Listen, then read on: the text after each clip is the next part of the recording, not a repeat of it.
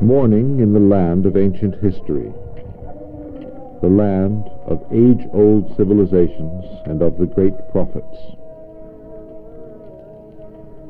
They preached peace on earth and justice among humankind. The Holy Land, lying between two seas and two great continents, has always been subject to invasion from without. Overrun, conquered, displaced and dispossessed time and again, the people of this land have tried to hang on to their traditions.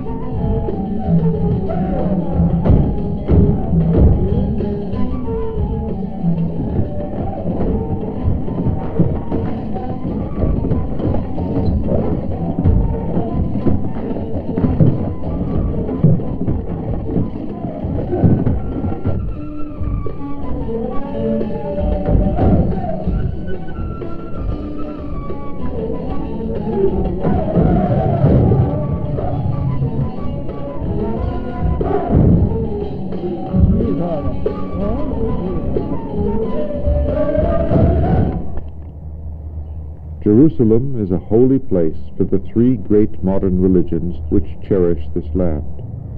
It is the holiest place on earth for Jews and Christians.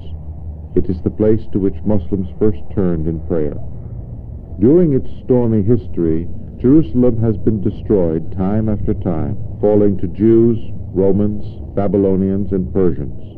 The Arabs brought Islam here in 637 AD, and, with the exception of an 88-year Crusader kingdom, the city remained under Muslim rule until the Israeli occupation in 1967. Every stone, every street and alley has a story in the holy books. The crowds in these narrow alleys are not here only to feel and taste an ancient way of life. Many come from afar just to follow in the steps of the great prophets. The historical face of Jerusalem is embodied today in the practice of covering the head and richly embroidering the dresses of women. For centuries, shops like these have marketed much the same merchandise. The faces behind the stalls show deep roots. The keeping of these shops is passed down from generation to generation. The Dome of the Rock and Al-Aqsa Mosque are important religious shrines for more than 1,000 million Muslims around the world.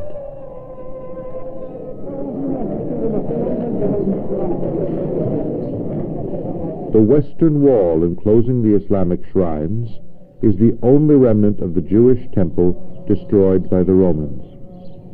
Jews come from all over the world to weep over its destruction. Thousands of Christians come to Jerusalem every year to mark the crucifixion and resurrection of Jesus Christ. The third station, here Jesus falls the first time, and yet ours were the sufferings he bore, ours the sorrows he carried, but we thought him as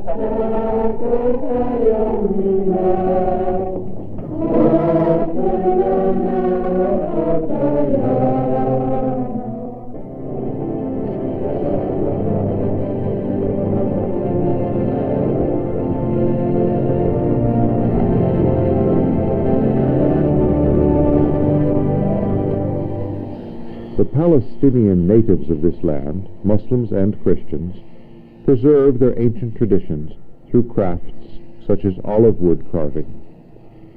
Many pilgrims take such carvings home as gifts and souvenirs. The present is the product of the past. In a museum in East Jerusalem are many examples of wood carving. Beautiful wood carving still decorates many Palestinian homes.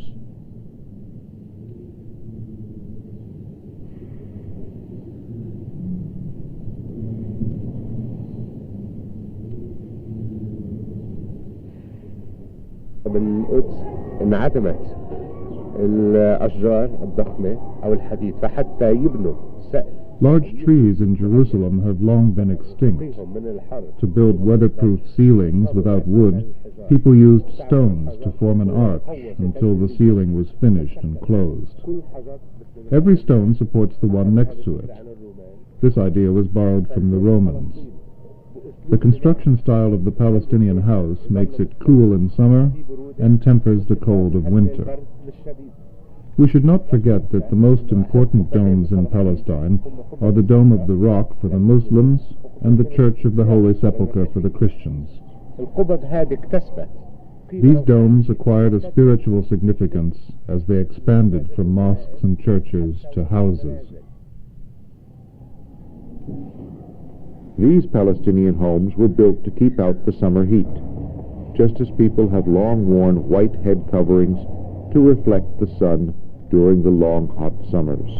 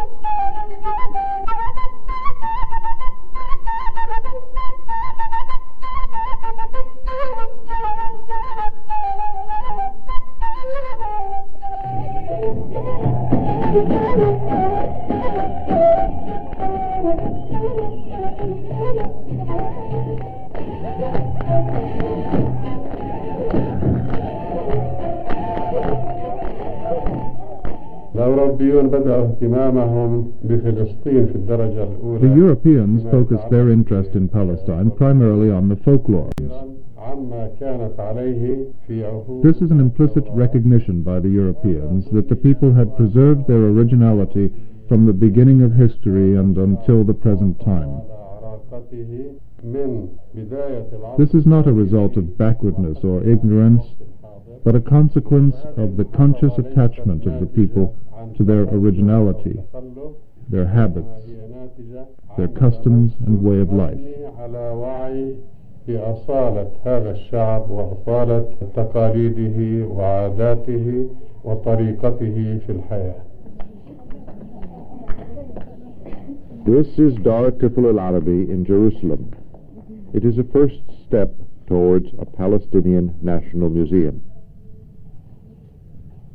Since the turn of the century, Palestinians have had neither a government of their own nor national institutions to preserve their own culture. In the absence of such official institutions, individual Palestinians have striven to preserve their culture.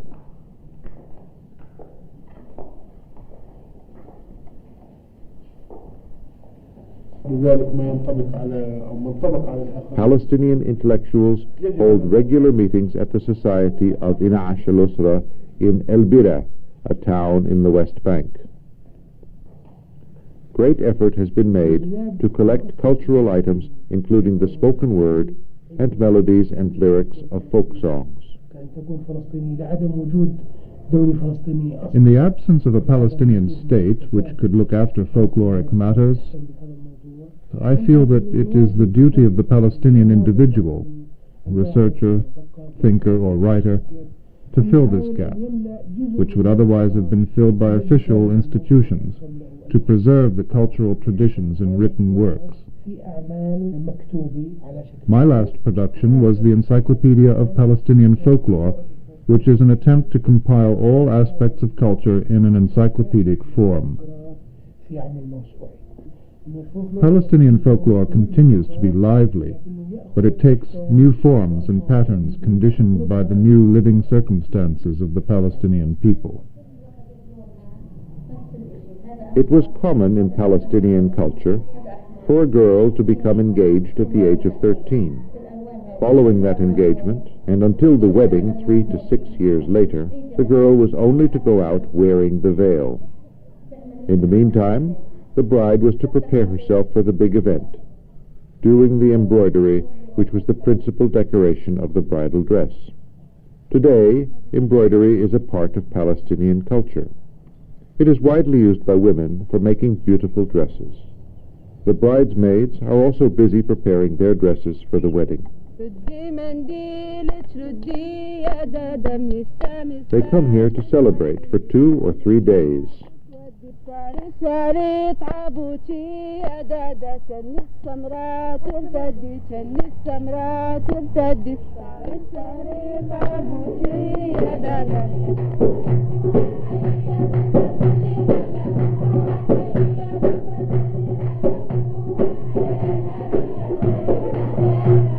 They bring gifts for the bride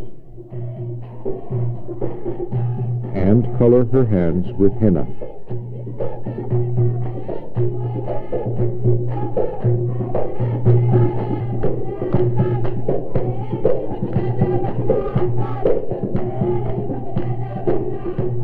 The bride's gifts are later converted into gold to be put on the headscarf as savings for the future.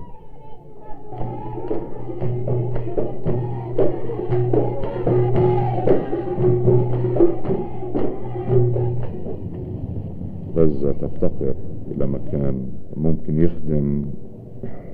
Gaza is in need of a place that serves all classes of people, such as a conference hall for festivals, Arabic theatrical productions, and folkloric events.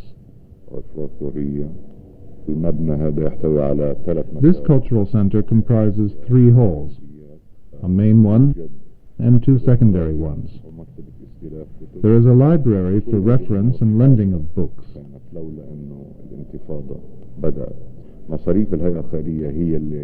We would have been making full use of these facilities were it not for the Intifada. The funds which would have been spent on this project by the charitable institutions have been channeled towards the more pressing needs of the people. والمصيرية حياتية.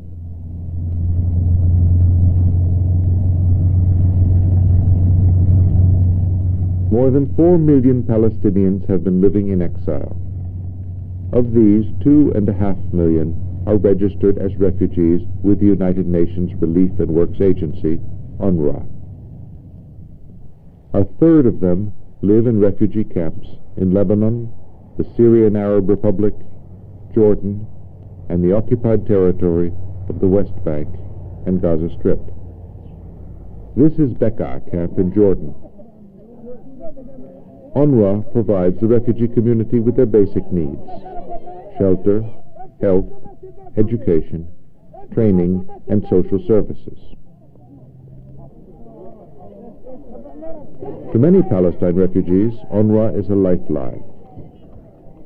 For the neediest, today numbering more than 150,000, that means a monthly distribution of food rations.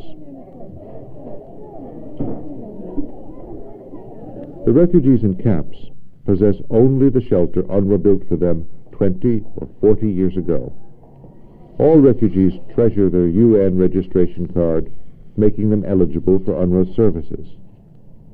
3 generations of Palestinians have lived in the hope of seeing UN resolutions implemented, granting these refugees the right to return to their land or receive compensation. Many Palestinians have died before having the chance to make the choice between return and compensation. And their children, born in refugee camps, would have no idea what to choose if they were allowed to. They can only wait, as their parents have waited. As refugees who have lost their land, the Palestinians make a special point of keeping their culture alive.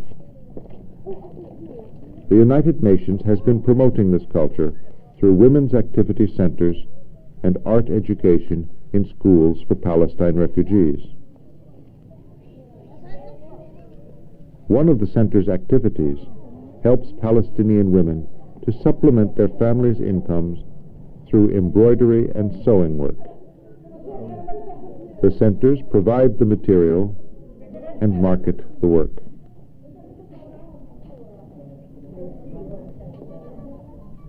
The preservation of ancient ways is vital not only for these dispersed Palestinians themselves, but also for the culture of the Holy Land.